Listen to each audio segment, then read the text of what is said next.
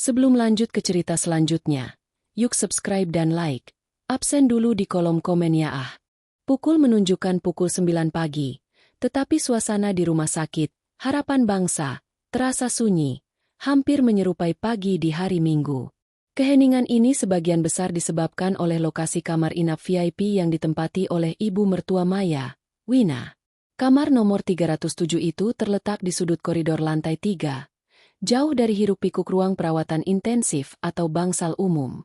Jendela besar kamar menyajikan pemandangan taman rumah sakit yang sepi, membuat suasana terasa eksklusif sekaligus mencekam.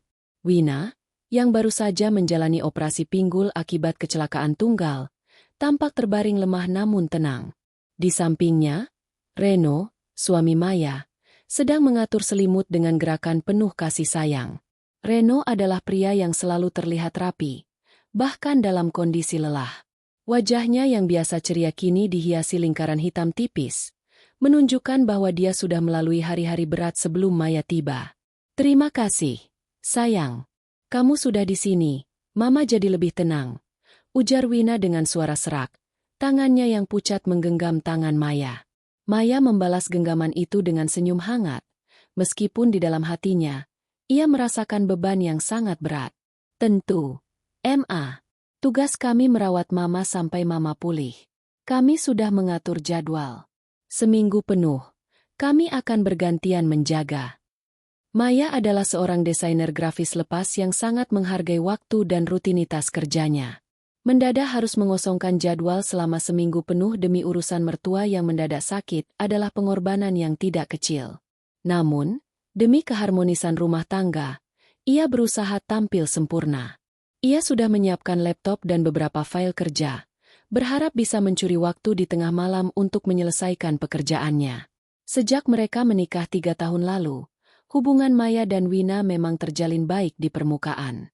Wina selalu tampak menyayangi Maya, tetapi ada lapisan formalitas yang tegang dan tidak pernah bisa ditembus. Maya sering merasa ada rahasia atau ekspektasi yang tidak terucapkan dari pihak keluarga Reno. Saat itu, Reno berdiri dan meregangkan punggung. "Aku akan ke bawah sebentar, mengurus beberapa administrasi kamar. Sekalian ambil sarapan kita. Maya, kamu temani Mama dulu, ya?" "Tentu," jawab Maya. Setelah Reno keluar, Maya duduk di kursi yang nyaman dan mulai mengupas apel untuk Wina. "Mama butuh sesuatu?" Bantalnya kurang tinggi. "Sudah nyaman, Nak. Kamu duduk saja. Mama sebenarnya merasa tidak enak, merepotkan kamu dan Reno sampai harus meninggalkan pekerjaan," kata Wina. Matanya menatap Maya tajam, seolah mencari kebohongan di mata menantunya. "Jangan khawatir, Ma. Pekerjaan bisa menunggu. Kesehatan Mama yang utama," balas Maya, menjaga nada bicaranya agar tetap lembut dan tulus. Beberapa menit berlalu dalam keheningan yang nyaman. Namun, tak lama kemudian, ponsel Reno yang tergeletak di meja samping tempat tidur tiba-tiba bergetar, menampilkan nama kontak, R_kantor, dan ikon lonceng yang berkedip cepat, menandakan panggilan penting. Wina sontak melihat ke arah pintu, seolah memastikan Reno belum kembali. "Cepat, ambilkan ponselnya, Maya." Maya mengambil ponsel Reno. Layarnya masih menyala saat ia mengulurkannya kepada Wina. Tapi Wina hanya menunjuk ke pintu. "Bawakan ke toilet." Reno sering lupa mematikan mode suara kalau telepon penting. Maya agak bingung. Kenapa Reno harus menerima telepon penting di toilet dan bukan hanya di lorong? Namun, ia mengikuti instruksi itu. Ia meletakkan ponsel itu di atas nakas kecil di kamar mandi dan kembali ke sisi Wina. Tepat saat Maya duduk, pintu kamar terbuka. Reno kembali. Tetapi ia belum membawa sarapan. Wajahnya tampak lebih tegang dari sebelumnya. Ia melihat ke arah ponselnya di kamar mandi, lalu ke arah Maya dan Wina. "Dari siapa?" tanyanya. Suaranya sedikit meninggi. "Dari kantor. Sayang, Mama minta aku letakkan di kamar mandi." "Cepat angkat. Siapa tahu penting," jawab Maya. Reno bergegas masuk ke kamar mandi, menutup pintu, dan mengangkat telepon. Karena dinding kamar mandi yang tebal, percakapan Reno tidak terdengar jelas, tetapi Maya dan Wina bisa menangkap nada suaranya yang berbisik dan tertekan. Ya sudah, aku sudah bilang. Jangan sekarang. Ya, aku akan urus malam nanti. Pokoknya, pastikan tidak ada yang tahu. Jangan khawatir. Semuanya aman. Dia sedang sibam di sini bersamaku, kata Reno, dengan jeda-jeda yang panjang seolah sedang mendengarkan instruksi yang rumit. Kata dia, itu terdengar sangat ambigu. Apakah dia yang dimaksud adalah Wina atau orang lain? Setelah percakapan singkat, Reno keluar. Wajahnya pucat pasi, tetapi ia langsung memasang senyum dipaksakan. Maaf, itu urusan proyek yang sangat rahasia. Kantor memintaku menyelesaikannya dengan cepat. Makanya harus berbisik. Jelasnya, menatap Maya dengan tatapan sedikit dingin. Maya tidak bodoh. Nada suara Reno terdengar seperti sedang bernegosiasi atau bahkan mengancam, bukan mendiskusikan proyek. Proyek apa yang harus diurus di rumah sakit? Reno? Dan kenapa suaranya seperti itu? Tanya Maya, berusaha menyelidiki tanpa terlihat menuduh. Sudahlah, sayang. Tidak usah dipikirkan. Urusan kerjaan. Jangan sampai mengganggu pikiranmu saat merawat mama. Ayo, aku ambil sarapan kita, kata Reno, mengalihkan pembicaraan dengan cepat. Ia mengambil tasnya dan memasukkan ponsel itu ke saku dalam jaketnya, memastikan ponsel itu terkunci dan tidak bisa diakses lagi. Saat Reno melangkah keluar, Wina memandang Maya dengan ekspresi yang sulit diartikan, campuran dari rasa bersalah dan kepuasan. Anak itu memang terlalu fokus pada pekerjaannya. Maya, bisik Wina. Namun, Wina kemudian menambahkan kalimat yang membuat tengkuk Maya merinding. Tapi tidak apa-apa. Nak, setiap keluarga pasti punya sesuatu yang harus disembunyikan. Kan? Kamu harus jadi istri yang suportif dan tidak banyak bertanya. Kalimat itu diucapkan dengan senyum manis dan mata yang dingin, meninggalkan Maya dalam kebingungan dan firasat buruk yang mendalam. Kecurigaan kecil di awal minggu ini sudah mulai mengakar. Sesuatu yang besar, sesuatu yang tersembunyi, sedang terjadi di balik tirai kamar inap yang sunyi ini, dan Reno jelas adalah bagian dari rahasia itu. Hari-hari berikutnya, hari kedua dan ketiga, berlalu dalam kabut kelelahan dan rutinitas yang menyesakan. Udara di kamar 307 terasa semakin pengap, meskipun jendela selalu dibuka. Maya dan Reno benar-benar mempraktikkan jadwal jaga 24 jam. Maya mengambil giliran siang, sementara Reno mengambil giliran malam. Rutinitas mereka berputar di sekitar jadwal perawat, membantu Ibu Wina makan makanan lunak, memastikan infus lancar, dan mendengarkan keluh kesah Ibu Wina tentang rasa sakit yang tak kunjung hilang. Bagi Maya, ini adalah ujian kesabaran. Ibu Wina, meskipun tampaknya lemah, seringkali sangat menuntut. Ia meminta selimut diganti setiap 2 jam, meminta dibacakan majalah dengan suara keras, atau tiba-tiba meminta Maya pergi ke kantin untuk membelikannya minuman dingin tertentu yang hanya dijual di minimarket ujung jalan. Maya melayani semua permintaan itu dengan senyum, tetapi ia mulai merasa seperti tawanan di rumah sakit mewah ini. Reno yang menghilang. Kejanggalan utama yang terus menghantui Maya adalah hilangnya Reno. Meskipun mereka berbagi tugas jaga, Reno seringkali menghilang selama berjam-jam saat gilirannya di siang hari. Mau kemana? Tanya Maya. Suatu sore saat Reno tiba-tiba mengenakan jaketnya. Mengurus administrasi. Sayang, rumah sakit ini rumit sekali birokrasinya, jawab Reno, matanya menghindari tatapan Maya. Tapi sudah 3 hari berturut-turut kamu mengurus administrasi? Bukankah seharusnya sudah selesai? Reno menghela napas panjang, menunjukkan sedikit rasa kesal. Ini bukan hanya administrasi, Maya. Ada pembayaran asuransi yang tersendat dan aku harus mengurus surat-surat dari kantor. Tolong jangan membuatku repot. Aku hanya ingin mama cepat sembuh. Bisakah kamu percaya padaku? Kata-kata terakhir itu, bisakah kamu percaya padaku? Menampar Maya. Tentu saja ia harus percaya pada suaminya. Namun, cara Reno berbicara, dengan nada defensif dan penuh rahasia, justru melahirkan keraguan baru. Selain urusan administrasi, Reno juga terlihat sangat sibuk dengan teleponnya. Ia sering menerima panggilan, tetapi selalu keluar dari kamar, bahkan kadang sampai ke area parkir, untuk berbicara. Jika ia terpaksa harus menerima panggilan di kamar, ia hanya akan menjawab dengan chatting singkat yang terkunci rapat. Ponsel Reno menjadi benteng pertahanan terakhirnya.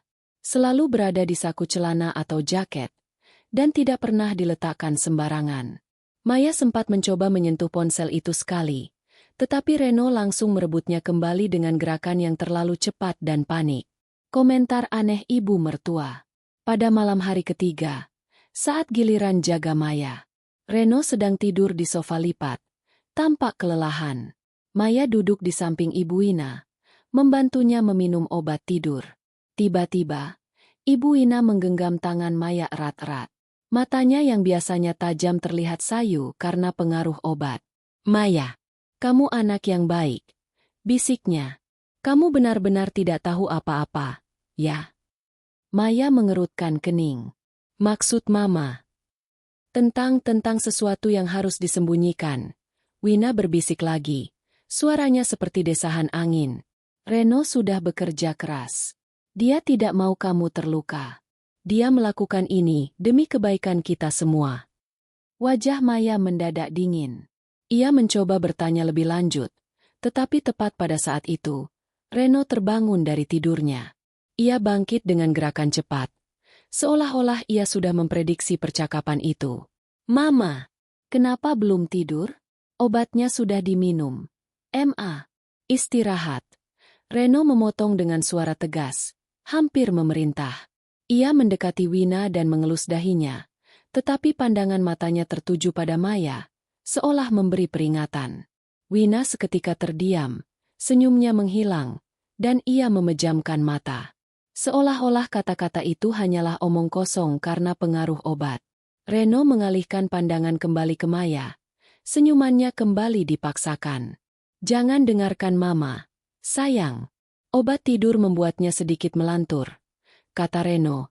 Tangannya yang dingin sempat menyentuh lengan Maya. Maya mengangguk, tapi hatinya tidak tenang. Kata-kata Wina, sesuatu yang harus disembunyikan, terasa nyata dan menakutkan, bukan sekadar lanturan. Puncak bab. Notifikasi Basement 5. Kecurigaan Maya mencapai puncaknya pada malam hari keempat. Saat itu, Reno sedang tertidur pulas di sofa lipat. Suara napasnya teratur dan dalam. Maya sudah selesai dengan tugas malamnya. Ia duduk di kursi dekat jendela, pura-pura membaca buku, tetapi matanya terus mengawasi ponsel Reno yang terletak agak jauh, di meja kecil dekat sofa. Tiba-tiba, ponsel itu bergetar pelan. Hanya getaran singkat, diikuti dengan cahaya layar yang menyala, menampilkan notifikasi pesan masuk dari sebuah aplikasi perpesanan. Karena ponsel diletakkan menghadap ke atas, Maya bisa membaca sekilas pratinjau pesan tersebut. Pengirimnya adalah nomor tak dikenal. Nama kontaknya hanya tertera sebagai S. Isi pesan itu pendek dan mengerikan. "Jangan sampai dia tahu. Semuanya aman di Basement 5. Jantung Maya seketika berdebar kencang. Ia menahan napas. Ia menoleh ke arah Reno, yang masih tidur. Tangannya gemetar. Ia ingin sekali mengambil ponsel itu, tetapi risiko Reno terbangun terlalu besar. Basement 5? Maya mencoba mengingat. Selama di rumah sakit, ia sudah melihat denah lantai di lift. Gedung ini hanya memiliki 4 lantai dasar. Basement 1, kantin dan pertokoan. Basement 2, laboratorium. Basement 3, gudang medis. Dan basement 4, parkiran dan ruang utility. Tidak pernah ada basement 5. Kepala Maya mulai berputar. Siapa dia yang tidak boleh tahu? Apakah dia itu dirinya? Siapa? S. Dan apa yang diamankan di Basement 5 yang terlarang itu? Ia menyadari bahwa administrasi yang diurus Reno, percakapan rahasia, dan peringatan dari Ibu Wina, semuanya mengarah pada satu kesimpulan. Suaminya terlibat dalam sebuah konspirasi besar di dalam rumah sakit ini. Dan entah bagaimana, rahasia itu bersembunyi di lantai bawah tanah yang tidak tercantum di peta. Maya memutuskan, Ia tidak bisa lagi berpura-pura buta. Ia harus mencari tahu kebenaran tentang basement 5.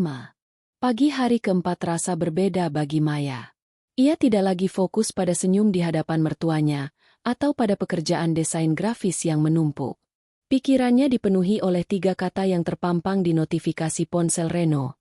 Basement 5. Kekhawatiran telah berubah menjadi tekad yang dingin untuk mengungkap apa yang disembunyikan suaminya.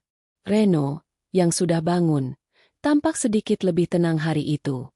Ia mencoba bersikap normal, bahkan menawarkan untuk memijat kaki Maya yang pegal. Namun, Maya hanya bisa melihat topeng di wajahnya. Sayang, aku harus keluar sebentar. Ada berkas yang harus diantar ke notaris. Ini penting untuk urusan proyek kantor. Ujar Reno, mengambil kunci mobil. Maya mengangguk. Tentu. Hati-hati. Aku jaga mama.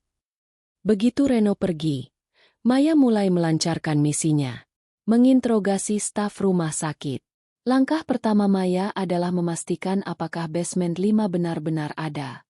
Ia pergi ke meja perawat dengan senyum ramah. Suster, permisi. Saya perhatikan denah rumah sakit ini. Ada basement 1-4, ya? Tanya Maya santai. Suster muda di balik meja, yang bernama Rina, tersenyum. Iya, Bu. Basement 4 itu area parkir dan utilitas utama. Saya hanya penasaran, apakah ada lantai lain di bawah sana? Saya dengar teman saya menyebut basement 5. Apakah itu area khusus staf? Maya mencoba memancing. Ekspresi Suster Rina langsung berubah. Senyumnya lenyap, digantikan raut wajah tegang dan sedikit takut. Ia melihat sekeliling lorong yang sepi. Maaf, Bu. Rumah sakit ini hanya sampai basement 4. Jawabnya. Suaranya terdengar terlalu cepat. Basement 5? Saya tidak pernah dengar. Mungkin itu hanya sebutan untuk ruang penyimpanan tertentu. Bu, tapi itu area terlarang. Hanya staf senior yang punya akses ke ruang utilitas di basement 4. Kami, perawat biasa, dilarang keras ke sana. Maya merasakan denyutan adrenalin. Reaksi Suster Rina bukanlah reaksi orang yang tidak tahu, melainkan reaksi orang yang dilatih untuk berbohong. Area terlarang? Kenapa, Suster? Saya tidak tahu, Bu. Itu peraturan. Intinya, kalau Ibu bukan staf rumah sakit, jangan coba-coba turun ke basement 4 lebih jauh dari area parkir. Ya, keamanannya ketat sekali. Suster Rina mengakhiri percakapan itu dengan nada yang sangat final, lalu segera berpura-pura sibuk memeriksa chart pasien. Jawaban itu justru menguatkan kecurigaan Maya. Basement 5 itu ada, dan itu adalah rahasia yang dijaga ketat oleh staf. Penemuan di jaket Reno. Maya kembali ke kamar. Ibu Wina tertidur. Ini adalah kesempatan terbaiknya.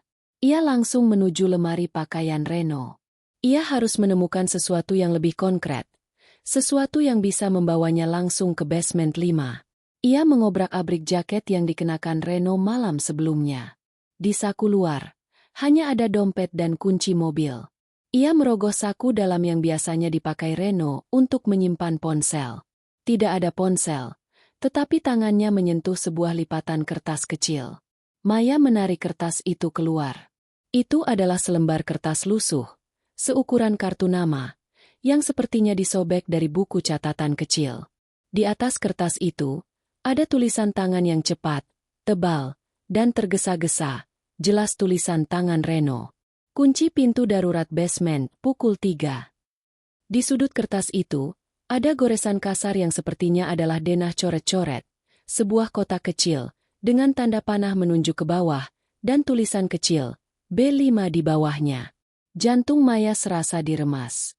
Ini bukan lagi asumsi. Ini adalah bukti. Reno memiliki rencana rahasia, dan rencana itu melibatkan kunci, pintu darurat, dan waktu yang spesifik, pukul 3 dini hari.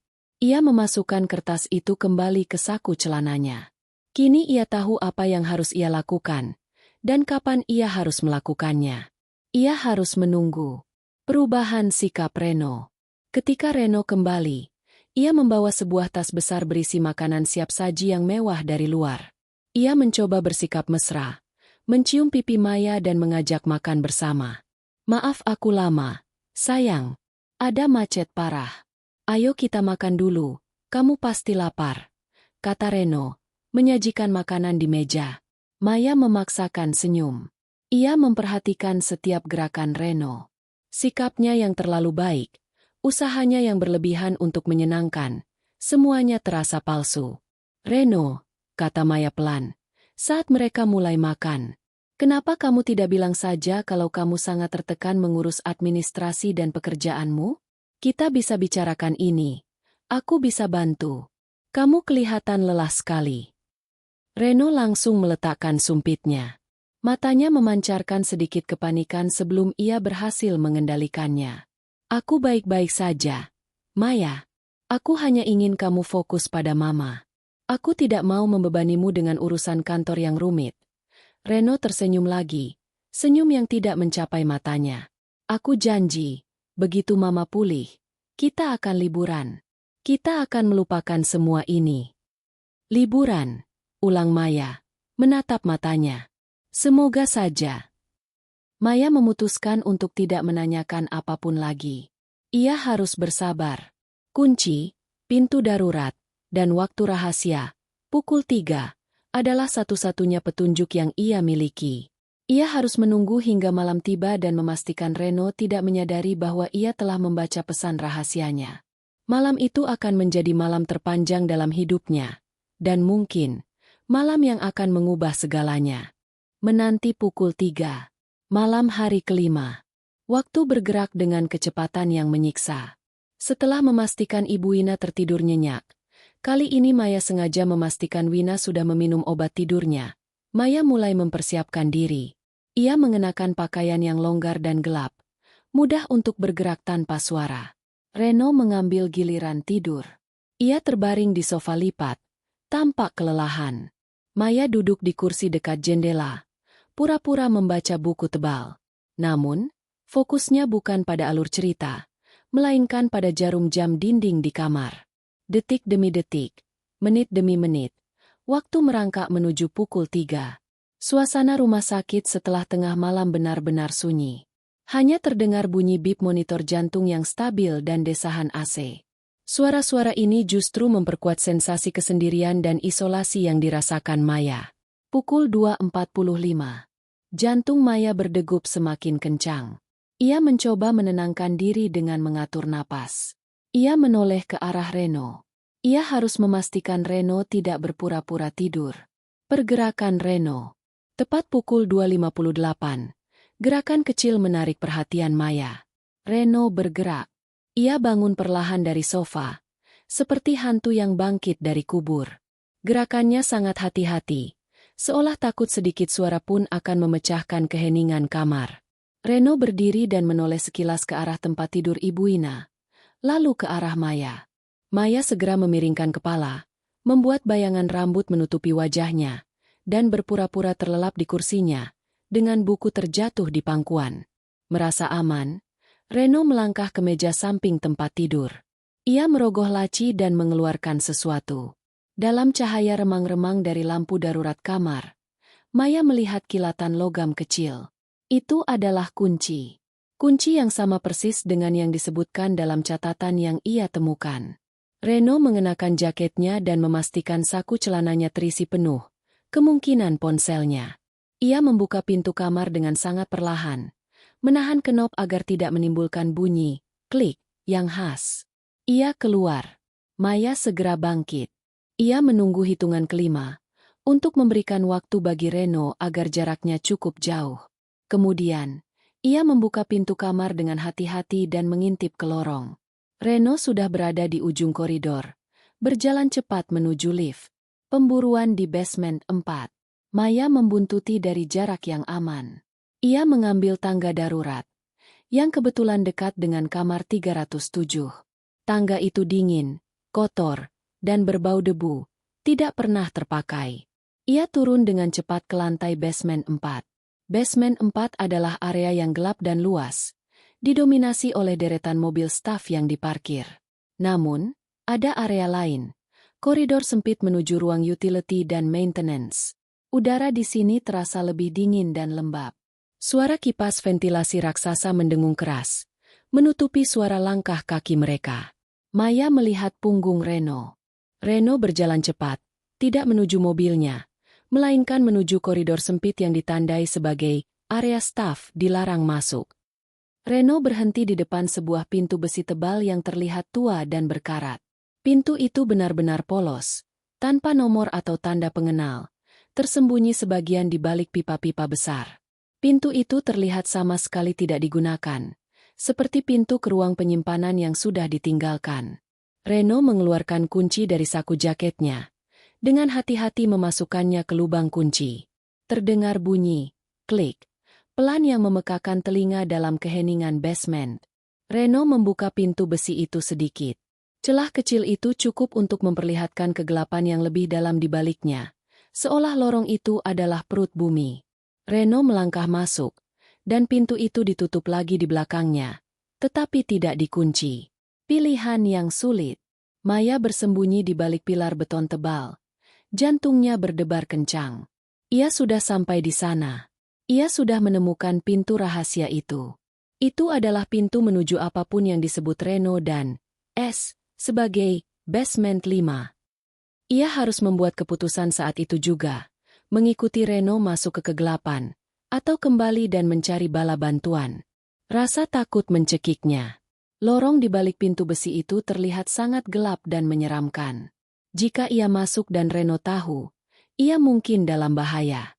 Reno bisa saja mengatakan ia hanya mengurus urusan gudang rahasia.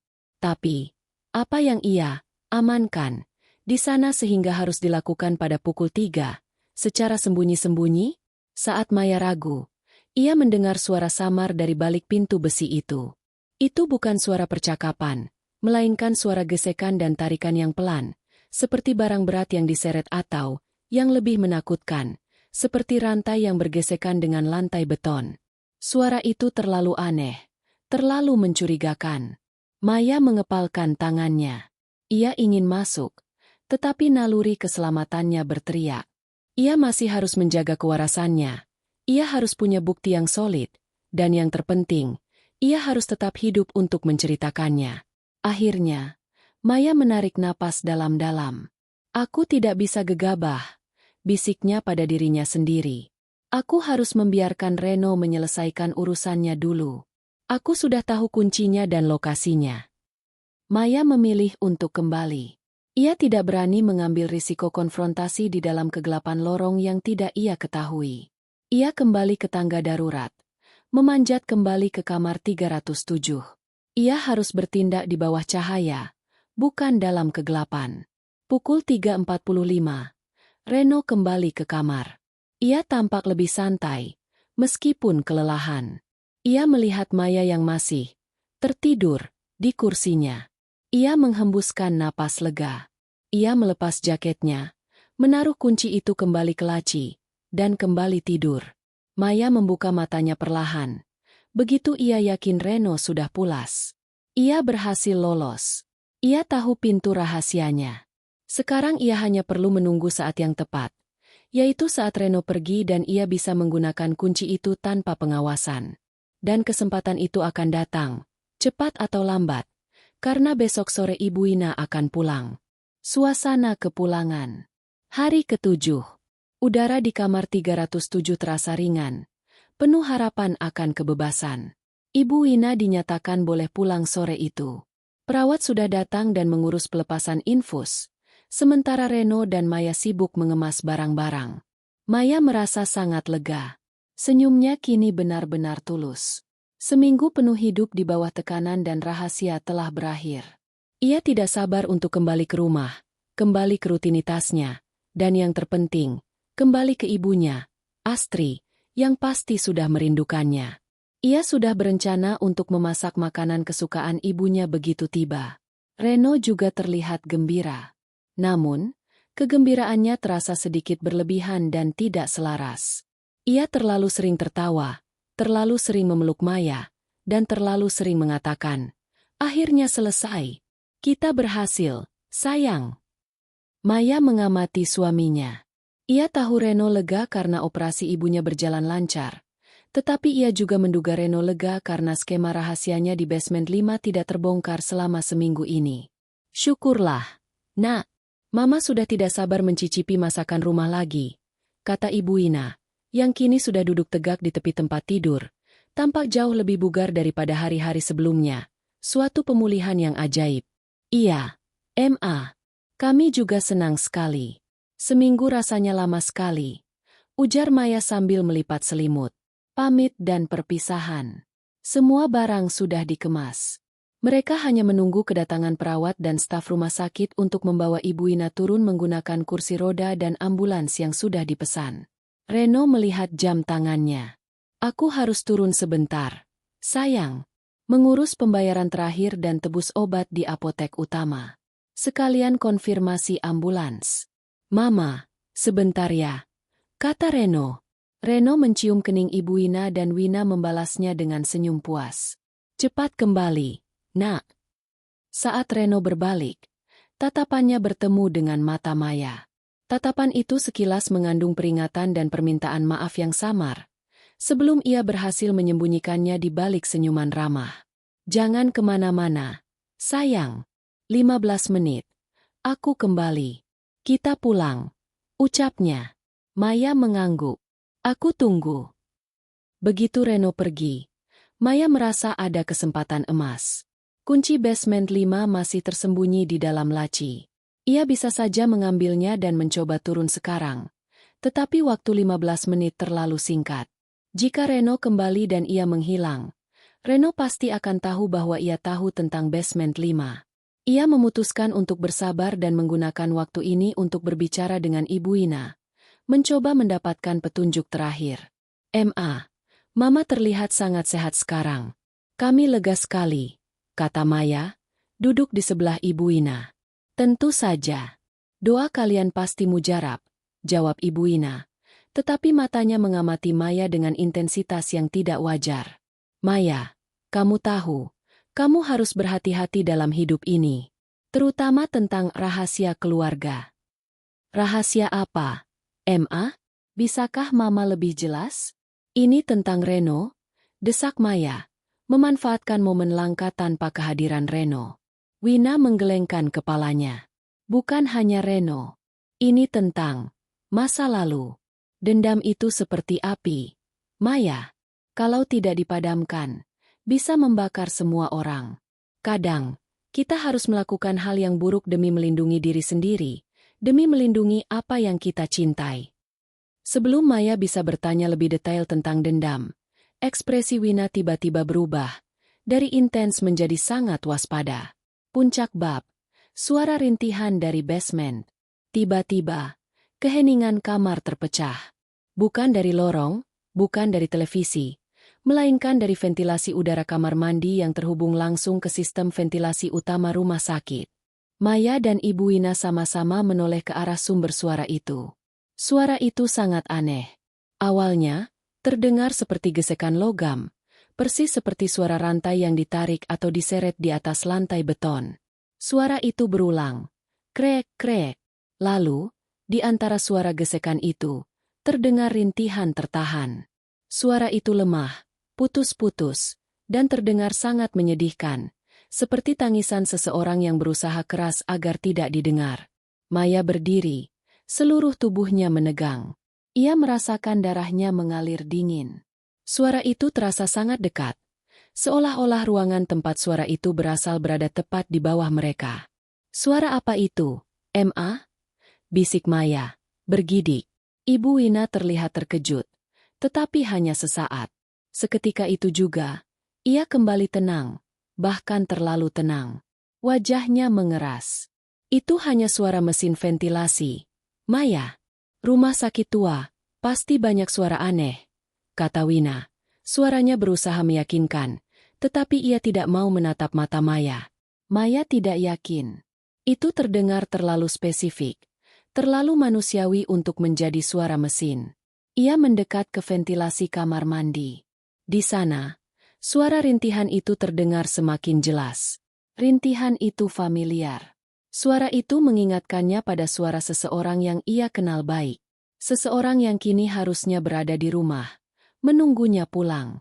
Maya tiba-tiba teringat notifikasi Reno. Semuanya aman di basement 5. Ia teringat suara gesekan yang ia dengar saat membuntuti Reno di malam hari keempat. Itu bukan suara mesin. Itu suara orang. Di bawah sini. Seru Maya. Panik. Firasatnya menjerit. Bahwa suara itu terhubung dengan rahasia Reno. Tiba-tiba, pintu kamar dibuka. Reno kembali. Tetapi ia tidak tersenyum. Wajahnya gelap dan matanya memancarkan amarah yang tersembunyi. Ia pasti mendengar suara Maya yang meninggi. Ada apa ini? Kenapa ribut-ribut? Tanya Reno. Nadanya dingin. Maya menoleh ke arahnya. Matanya membesar karena ketakutan dan kepastian yang baru saja ia rasakan. Reno. Ada suara dari bawah. Suara orang merintih. Itu di basement. Ada apa sebenarnya di basement 5? Tuntut Maya. Suaranya bergetar. Reno berjalan mendekat. Mengambil tangan Maya. Genggamannya sangat kuat. Hampir menyakitkan. Aku sudah bilang. Itu hanya suara mesin dan pipa. Kita sudah mau pulang. Sayang.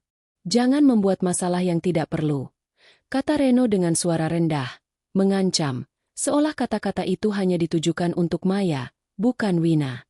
Saat Reno sibuk mengalihkan perhatian Maya, Ibu Wina secara diam-diam memberi isyarat tangan kepada Reno, gerakan cepat dan halus. Isyarat itu berbunyi, "Dia tahu. Urus dia." Maya menarik tangannya.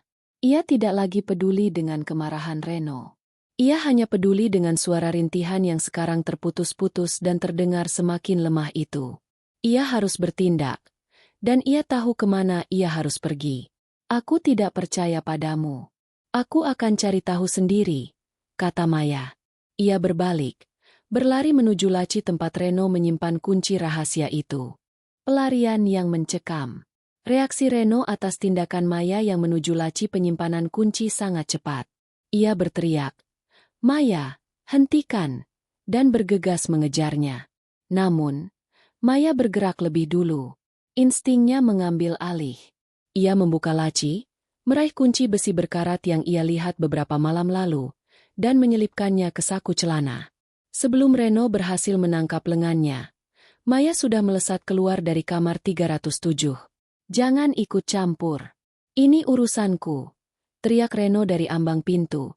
Suaranya dipenuhi kemarahan yang tidak pernah ditunjukkan kepada Maya sebelumnya. Maya tidak menoleh. Ia berlari. Ia memilih tangga darurat. Teringat pengalamannya membuntuti Reno. Lorong tangga darurat yang sepi dan dingin menjadi tempat persembunyiannya. Ia meluncur turun dari lantai 3. Langkah kakinya berdentum pelan di anak tangga beton. Ia bisa mendengar suara Reno berteriak memanggil namanya dari lorong. Diikuti suara desahan kesal Ibu Wina di kamar. Maya tahu Reno akan segera mengejarnya. Jadi ia harus bergerak cepat. Pintu besi tak bertanda. Maya tiba di basement 4. Area parkir itu kini lebih sepi dari malam-malam sebelumnya. Mesin-mesin besar di ruang utilitas masih mendengung, memberikan sedikit perlindungan akustik. Ia berlari menuju area terlarang, kebalik tumpukan pipa dan saluran ventilasi besar, di mana ia melihat Reno menghilang 2 malam lalu. Tangannya meraba-raba dinding beton yang lembab. Ia mencari pintu besi tebal yang tidak bertanda. Jantungnya berdebar kencang, memukul-mukul tulang rusuknya. Udara basement yang dingin tidak mampu mendinginkan telapak tangannya yang basah oleh keringat. Akhirnya, jari-jarinya menyentuh permukaan logam yang kasar. Itu dia. Sebuah pintu besi yang seolah-olah telah menyatu dengan dinding. Pintu itu benar-benar polos, tidak memiliki pegangan, hanya ada lubang kunci kuno di tengahnya. Maya menarik napas dalam-dalam. Di atas, ia mendengar suara lift yang terbuka dan langkah kaki cepat. Reno pasti sudah turun ke basement 4. Waktunya hanya tinggal hitungan detik. Dengan tangan gemetar, ia mengeluarkan kunci berkarat itu. Kunci itu dingin dan terasa berat, seolah memegang beban rahasia yang mengerikan. Ia memasukkan kunci itu ke lubang dan memutarnya. Kunci itu berbunyi, krek, dan pintu itu sedikit terbuka, menguak celah kegelapan di baliknya. Turun ke kegelapan. Di balik pintu besi itu terdapat lorong sempit yang miring ke bawah, terbuat dari beton kasar yang belum selesai. Ini jelas bukan bagian resmi dari rumah sakit. Ini adalah akses rahasia. Basement 5. Lorong itu gelap gulita, berbau apek, seperti kombinasi bau debu, lumut, dan sesuatu yang Maya tidak bisa identifikasi. Sesuatu yang samar-samar terasa seperti darah atau karat. Maya tidak punya waktu untuk menyalakan lampu ponselnya. Cahaya itu akan menarik perhatian Reno. Ia merangkak masuk, menutup pintu di belakangnya, dan menguncinya dari dalam, memutus akses Reno sementara waktu. Ia merayap turun, mengikuti dinding. Lorong itu pendek. Dalam beberapa detik, ia sudah sampai di dasar. Di sana, kegelapan sedikit berkurang karena ada cahaya remang-remang yang datang dari sebuah ruangan kecil di ujung lorong. Ruangan itu terbuat dari beton, tidak lebih besar dari gudang kecil. Sebuah bohlam lampu yang hampir mati tergantung di langit-langit, memancarkan cahaya kuning kusam yang membuat bayangan bergerak dan meliuk. Saat Maya melangkah hati-hati mendekati ruangan itu, ia mendengar suara rintihan yang sekarang lebih jelas daripada saat ia mendengarnya di ventilasi. Rintihan itu lemah, tercekik, dan penuh keputusasaan. Pemandangan yang menghancurkan. Maya mencapai ambang pintu ruangan itu. Ia mendorong napas yang tertahan di tenggorokannya dan memandang ke dalam. Pemandangan di depannya menghancurkan semua asumsi dan ketakutannya. Di tengah ruangan beton yang dingin itu, duduk di kursi tua yang kotor, ada seorang wanita. Wanita itu terikat erat dengan tali plastik tebal. Pergelangan tangan dan kakinya terikat ke sandaran dan kaki kursi. Wajahnya pucat pasi, matanya cekung, dan bibirnya kering. Ia mengenakan pakaian yang sama sejak seminggu yang lalu, sebuah gaun rumah yang elegan. Wanita itu mendongak. Matanya yang besar menatap Maya dengan ketidakpercayaan, lalu ketakutan yang luar biasa. "Maya?" bisik wanita itu. Suaranya hampir hilang. Air mata Maya langsung tumpah. Ia merasakan gelombang syok yang sedingin beton di bawah kakinya. Jantungnya serasa berhenti. Wanita itu bukanlah orang asing. Wanita itu adalah ibunya. Astri. Ibunya, seorang wanita parubaya yang elegan dan selalu terawat, kini terlihat seperti korban bencana. Dia kurus, lemah, dan jelas-jelas trauma. Di kakinya, teronggok piring kosong dengan sisa makanan kering, dan di sudut, ada botol air mineral. "Mama!" rintih Maya. Suaranya tercekat. Ia bergegas masuk. Saat Maya menyentuh lengan ibunya, Astri menangis terisak-isak. Air mata membasahi pipinya yang kotor. Mereka mengurungku. "Maya, sudah 5 hari. Aku tidak tahu kenapa," bisik Astri, menggigil. Maya melihat sekeliling. Terdapat bekas-bekas gesekan rantai di lantai. Maya menyadari kebenaran yang mengerikan.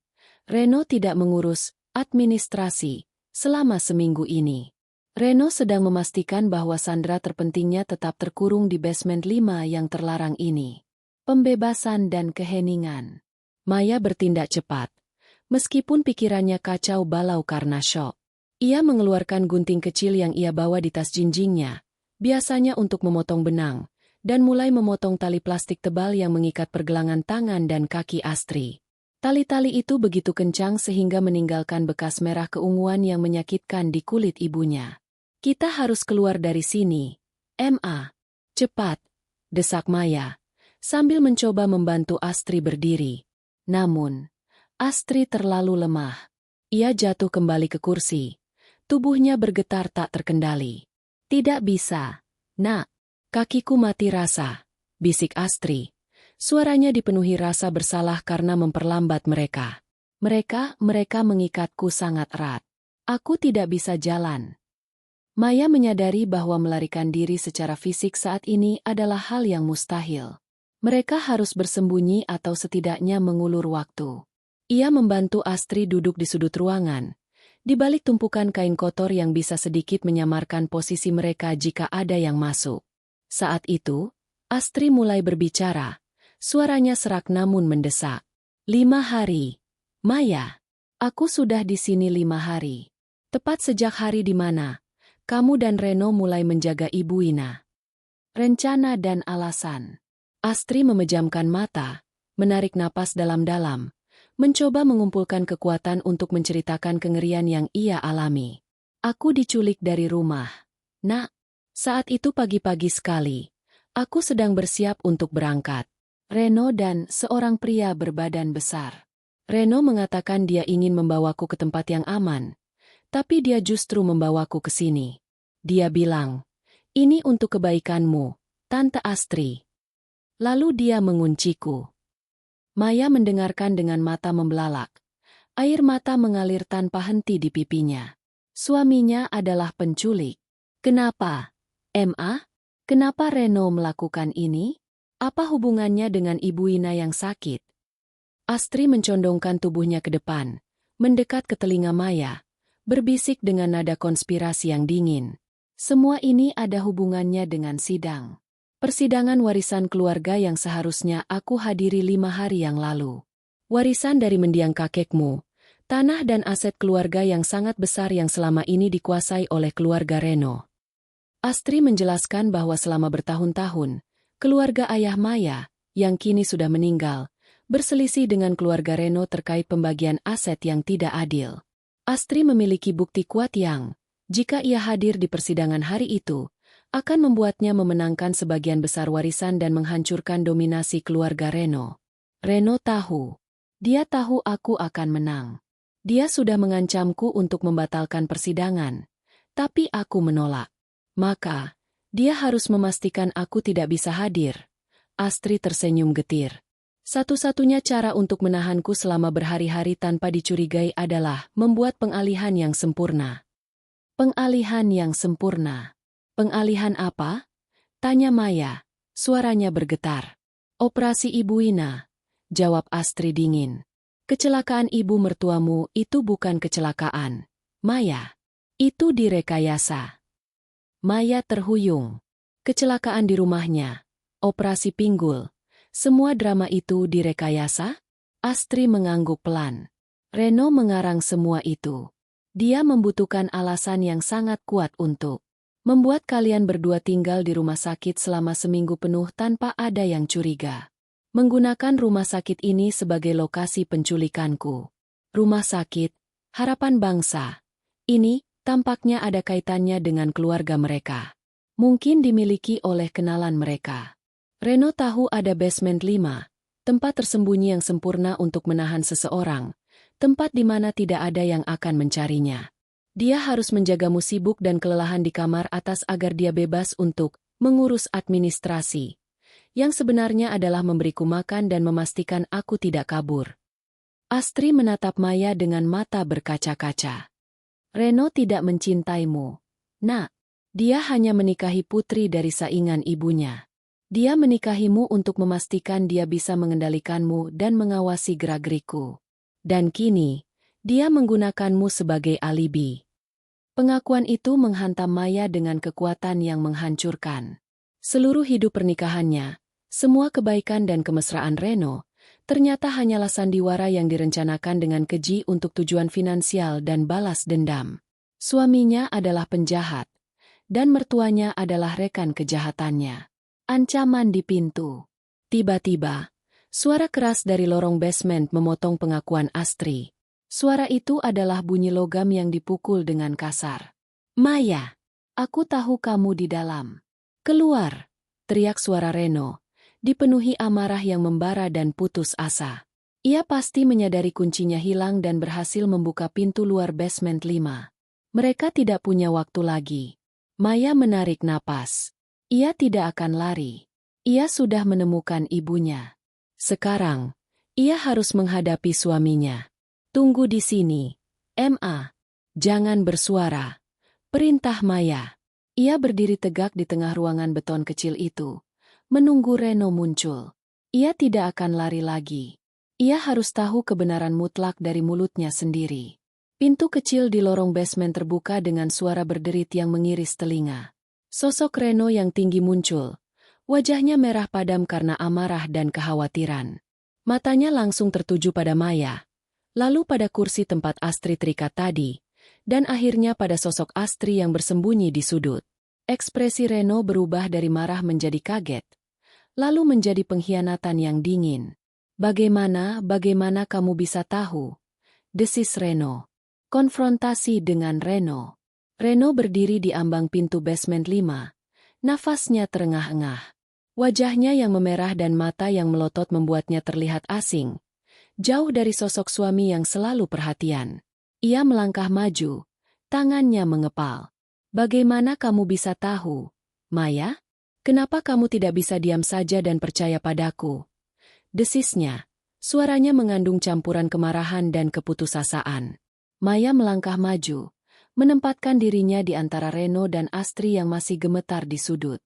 Ia merasakan kekuatan baru, kekuatan yang lahir dari pengkhianatan yang mendalam. Aku tahu karena aku tidak buta. Reno, kecurigaanmu, panggilan telepon rahasiamu, basement 5 yang terlarang. Dan sekarang aku tahu, kamu menculik ibuku. Menahannya agar tidak menghadiri persidangan warisan. Dan kecelakaan ibumu, itu semua bohong.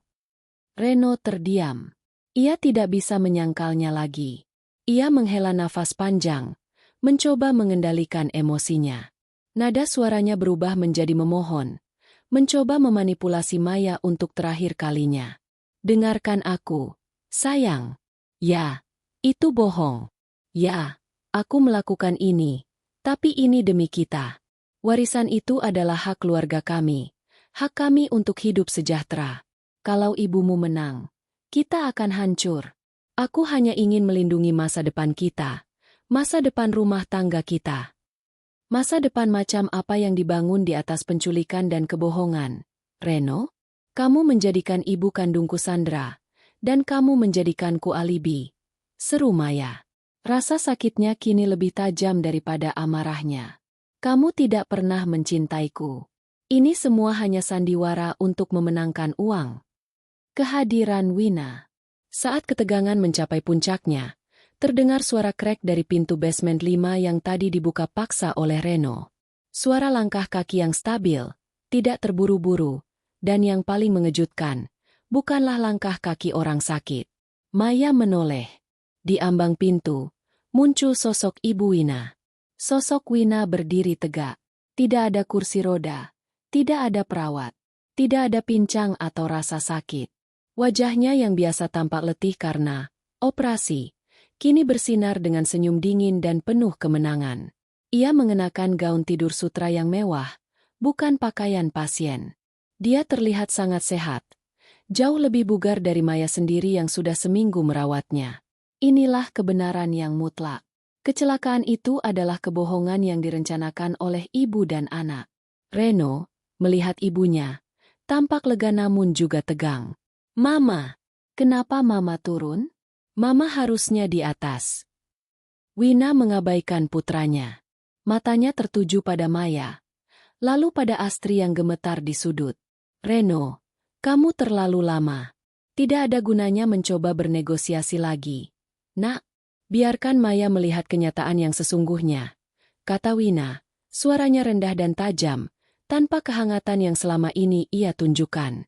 Wina melangkah masuk ruangan beton itu, seolah-olah dia sedang berjalan di karpet merah. Pengkhianatan ganda. Maya, kamu anak yang naif, ujar Wina, menggelengkan kepalanya dengan nada mengejek. Kamu merawatku dengan baik. Aku hampir merasa bersalah. Tapi begitulah hidup. Untuk mendapatkan apa yang menjadi hak kita, kita harus sedikit bermain peran. Maya merasakan kepalanya pusing. Rasa dikhianati oleh suami adalah satu hal, tetapi dikhianati oleh wanita yang ia rawat dengan sepenuh hati selama seminggu adalah hal yang tak tertahankan. Kalian merencanakan ini bersama? Dari awal? Tanya Maya, suaranya pecah. Tentu saja, Wina terkekeh. Kecelakaan kecil itu adalah ideku. Aku butuh alibi agar Reno bisa mengurus pintu masuk basement 5 ini tanpa dicurigai. Ini adalah ruang maintenance rahasia yang tidak terdaftar. Hanya beberapa orang yang tahu, sempurna untuk tempat tinggal sementara ibumu. Wina kini berdiri di hadapan Astri. Selamat bertemu lagi, Astri. Sayang sekali kamu tidak bisa menghadiri persidanganmu hari ini. Itu artinya, warisan itu akan diserahkan kepada kami, sesuai dengan perjanjian lama yang menguntungkan keluarga kami. Astri mendengus. Kamu tidak akan menang, Wina. Polisi akan tahu apa yang kalian lakukan. Wina tertawa sinis. Siapa yang akan percaya? Kami berdua ada di rumah sakit. Aku sebagai pasien, Reno sebagai penjaga setia. Kamu hanya seorang wanita yang kabur karena takut kalah di persidangan. Kebenaran mengerikan. Wina mendekati Maya. Ia tidak hanya menginginkan uang. Matanya memancarkan cahaya dendam yang dingin. Dengar, Maya. Reno memberitahumu ini tentang uang, bukan? Dia naif. Ini lebih dari sekadar uang. Ini tentang balas dendam, bisik Wina. Reno yang mendengar kata-kata itu seketika menegang. Wajahnya yang tadinya marah kini terlihat panik. Jangan. Itu tidak perlu. Wina memotongnya. Ayahmu, Maya, dan almarhum ayah Reno adalah saudara tiri. Tapi ayahmu yang licik itu menyingkirkan kami dari bisnis keluarga. Dia membuatku dan keluarga Reno menderita bertahun-tahun dalam kemiskinan dan penolakan. Sekarang, saatnya aku mengambil kembali semuanya. Ia menunjuk Astri. Astri harus menderita. Sama seperti aku menderita. Aku menghancurkan hidupnya. Sama seperti suaminya menghancurkan hidupku. Wina tersenyum puas. Memandang ke arah Reno. Saat itulah Reno tersentak. Ia menatap ibunya dengan tatapan ngeri. Sepertinya, Reno sendiri tidak tahu bahwa motif ibunya jauh lebih gelap dan pribadi daripada yang ia kira. Reno mengira ini hanya masalah finansial, bukan dendam berdarah yang mengerikan. Reno mundur selangkah, menatap Maya dengan mata berkaca-kaca, bukan karena takut pada Maya, tetapi karena ketakutan pada ibunya sendiri. Ia mengangkat tangannya dan berteriak. Suaranya dipenuhi keterkejutan dan penyesalan yang mendalam. Aku syok saat tahu kebenarannya ternyata. Ibu kandungku bukan orang biasa. Dia adalah dalang di balik semua masalah ini, dan dia melakukan ini untuk membalaskan dendamnya kepada keluargamu. Reno tidak hanya mengkhianati istrinya, tetapi ia juga dikhianati oleh kedalaman rencana ibunya sendiri. Di basement 5 yang gelap, ia menyadari bahwa ia hanyalah pion dalam permainan balas dendam ibunya, yang tujuannya adalah menghancurkan keluarga Maya secara keseluruhan. Reaksi Maya. Pernyataan Reno menggantung di udara basement 5 yang suram. Ekspresi syok di wajah Reno, yang baru menyadari bahwa ia telah menjadi alat balas dendam ibunya, adalah pengakuan diam-diam atas semua yang dituduhkan Maya. Maya, bagaimanapun, tidak lagi peduli dengan penyesalan palsu Reno. Fokusnya kini adalah keselamatan ibunya. Kamu gila, Wina, kata Maya. Suaranya tenang, kontras dengan kekacauan emosinya. Aku sudah merawatmu dengan tulus selama seminggu. Aku sudah mengurus setiap kebutuhanmu. Dan ini adalah balasannya? Kamu tidak akan pernah menang. Mama Astri tidak akan menderita sendirian. Wina tertawa sinis. Terlambat. Sayang. Sidang sudah lewat. Apa yang bisa kamu lakukan? Berteriak? Tidak ada yang akan mendengar kita di basement 5. Reno maju, mencoba meraih tangan Maya. Maya, kumohon. Ini belum terlambat. Aku bisa jelaskan. Aku bisa perbaiki. Jangan sentuh aku, bentak Maya, menepis tangan Reno. Kamu memilih pihakmu. Reno, kamu memilih kebohongan. Aku memilih keadilan. Momen kunci. Sambil berbicara, tangan kanan Maya secara diam-diam bergerak. Ia merogoh saku celananya, tempat ia menyimpan ponselnya. Ia sudah mengatur ponselnya dalam mode senyap, dan sebelum ia bergegas keluar dari kamar Wina, ia sudah membuka aplikasi pesan cepat dan mengetik draft pesan darurat. Selama Wina asyik dengan pidato balas dendamnya, dan Reno sibuk dengan penyesalan yang terlambat, Maya menyelesaikan pekerjaannya. Ia menulis detail lokasi basement 5, situasi penyekapan ibunya, dan menunjuk Reno dan Wina sebagai pelaku. Tujuan penerima pesan itu bukan sembarang teman. Sebelum ia berangkat ke rumah sakit seminggu lalu, ia sempat memberitahu seorang teman lamanya yang bekerja di divisi intelijen kepolisian tentang perasaannya yang tidak enak mengenai kecelakaan Wina yang terkesan mendadak dan mencurigakan. Maya berhasil menekan tombol kirim. Tugas selesai. Ia hanya perlu mengulur waktu. Menahan pelaku. Wina, menyadari bahwa Maya terlalu tenang, mulai curiga. Apa yang kamu sembunyikan? Wina melangkah maju. Tangannya berusaha meraih tas Maya. Maya bereaksi cepat. Ia mundur, mendekati Astri, dan meraih pipa besi tua yang tergeletak di sudut ruangan. Jangan mendekat, teriak Maya. Aku sudah mengirim pesan. Polisi akan datang. Kalian tidak bisa keluar dari sini.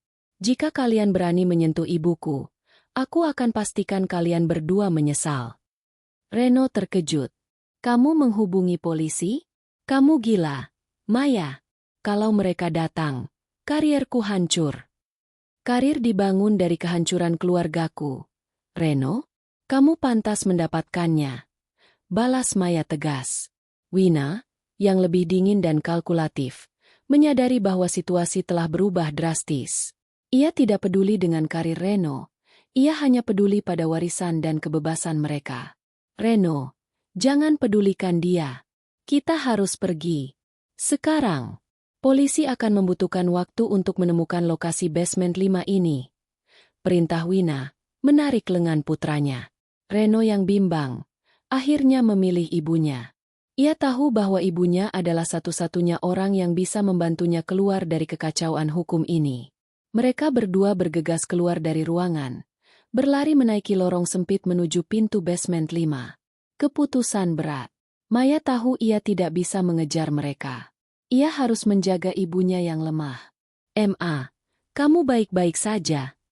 Maya menopang Astri. Aku kuat. Nak, kita berhasil. Sekarang mereka akan membayar semuanya. Jawab Astri. Suaranya kini kembali dipenuhi ketegasan. Beberapa menit berlalu. Suasana sunyi. Hanya suara deru mesin ventilasi yang terdengar. Maya dan Astri menunggu dalam ketegangan yang mencekik. Tiba-tiba, terdengar suara keributan dari luar pintu besi basement 5. Bukan suara lari Reno dan Wina. Ini adalah suara langkah kaki yang banyak, teriakan komando, dan suara radio komunikasi yang berisik. Pintu terkunci dari dalam. Coba dobrak. Terdengar suara tegas dari luar. Maya tersenyum lega. Polisi datang dengan cepat. Temannya telah bertindak. Reno dan Wina pasti sudah sampai di pintu besi luar, hanya untuk menyadari bahwa mereka telah terlambat. Terdengar suara dobrakan keras yang berulang.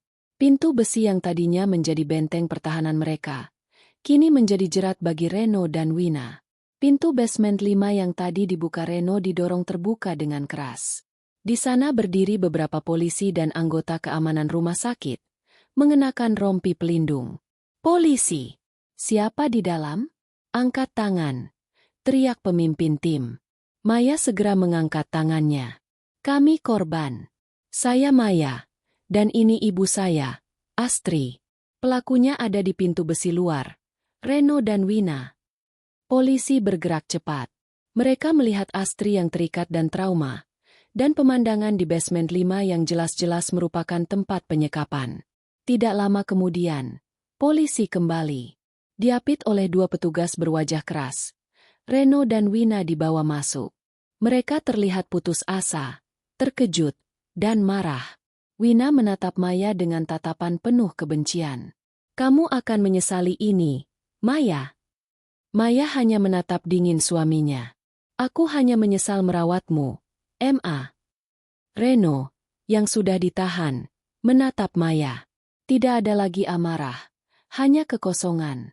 Ia mencoba mengatakan sesuatu, tetapi polisi menariknya menjauh. Di tengah kekacauan penangkapan itu, Maya menoleh ke ibunya. Ini adalah akhir dari sandiwara yang mengerikan itu, tetapi ini hanyalah awal dari pemulihan mereka. Proses evakuasi dan penyelidikan. Basement 5 yang gelap dan tersembunyi dengan cepat dipenuhi oleh petugas polisi, tim forensik, dan para medis. Astri segera dilarikan ke atas untuk mendapatkan perawatan medis dan psikologis. Sementara itu, Maya harus melalui serangkaian interogasi yang panjang, menjelaskan setiap detail dari kecurigaannya, notifikasi ponsel Reno, hingga penemuan kunci rahasia. Penyelidikan mengungkapkan bahwa Ibu Wina, yang sebenarnya menderita penyakit kronis ringan, bukan kondisi yang memerlukan operasi darurat, telah bekerja sama dengan beberapa staf rumah sakit yang korup untuk menyamarkan basement 5 sebagai ruang maintenance yang tidak terpakai dan mengamankan perawatannya yang fiktif di kamar 307. Ini adalah konspirasi yang rapi, dirancang sempurna untuk menahan Astrid tepat pada hari persidangan warisan. Di kantor polisi, Wina akhirnya mengungkapkan motif aslinya yang sebenarnya, memperjelas ucapan Reno di basement. Dendam Wina terhadap keluarga Astrid jauh lebih dalam dan bersifat pribadi, berasal dari pengkhianatan bisnis yang membuat keluarga Wina bangkrut 20 tahun lalu, masalah yang selalu ia sembunyikan dari Reno. Reno, yang awalnya hanya termotivasi oleh iming-iming kekayaan warisan, terkejut saat mengetahui ia telah menjadi bidak dalam permainan balas dendam yang begitu kejam dan lama. Keputusan berat Maya. Beberapa hari setelah penangkapan, Maya duduk di samping ranjang Astrid di rumah sakit lain yang lebih terpercaya. Ibunya kini mulai pulih, tetapi trauma psikologis akan membutuhkan waktu. Maya menerima panggilan dari pengacara Reno, yang menawarkan kesepakatan damai. Mereka meminta Maya mencabut laporannya dengan imbalan penyelesaian finansial besar dan pembatalan tuntutan cerai. Maya menatap ibunya. Ia teringat bagaimana Reno memanipulasinya, berpura-pura mencintai, berpura-pura sakit, hanya untuk mengkhianati dirinya dan menculik ibunya. Ia teringat 7 hari pengorbanannya yang ternyata hanyalah topeng untuk kejahatan.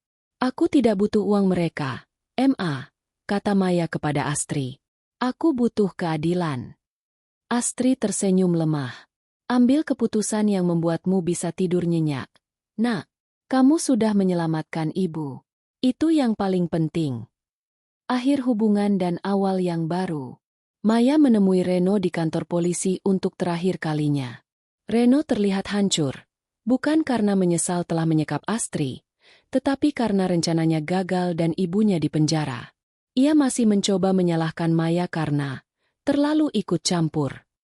Aku mohon, sayang, tolong cabut laporan itu. Aku akan ganti rugi. Kita bisa mulai dari awal. Kita lupakan basement 5. Pinta Reno, suaranya parau. Maya menggeleng. Tidak ada lagi. Kita. Reno, aku sudah melihat kebenaran. Pernikahan kita dibangun di atas kebohongan dan konspirasi. Kamu membuatku mengkhianati keluargaku sendiri. Aku tidak akan mencabut laporanku. Aku akan bersaksi di pengadilan. Maya menyerahkan dokumen cerai kepada Reno. 1 minggu merawat mertua itu. Itu adalah minggu paling berharga dalam hidupku, Reno. Karena di sanalah aku menemukan kebenaran sejati, ujar Maya. Ia berbalik dan meninggalkan suaminya untuk menghadapi konsekuensi kejahatannya bersama Wina. Epilog, memulihkan hidup. Beberapa bulan kemudian, kasus penyekapan dan penipuan di rumah sakit itu menjadi berita utama yang menggemparkan. Reno dan Wina dijatuhi hukuman yang setimpal. Berkat bukti kuat dari Maya, Astrid memenangkan kasus warisan, yang kini menjadi hak penuh keluarga mereka. Maya dan Astrid menggunakan sebagian uang itu untuk mendirikan yayasan bantuan hukum bagi korban penyekapan dan pengkhianatan finansial. Maya berdiri di balkon apartemen barunya. Ia tidak lagi terbebani oleh rahasia dan kebohongan. Rasa sakit pengkhianatan masih ada, tetapi ia telah belajar bahwa keberanian untuk mencari kebenaran, sekecil apapun petunjuknya, seperti notifikasi basement 5, adalah kunci untuk menyelamatkan dirinya dan orang yang ia cintai. Ia tidak menyesal telah kehilangan suami dan mertuanya yang keji, karena sebagai gantinya, ia telah mendapatkan kembali ibunya dan kedamaiannya sendiri. Maya tersenyum, siap menjalani babak baru dalam hidupnya. Tamat.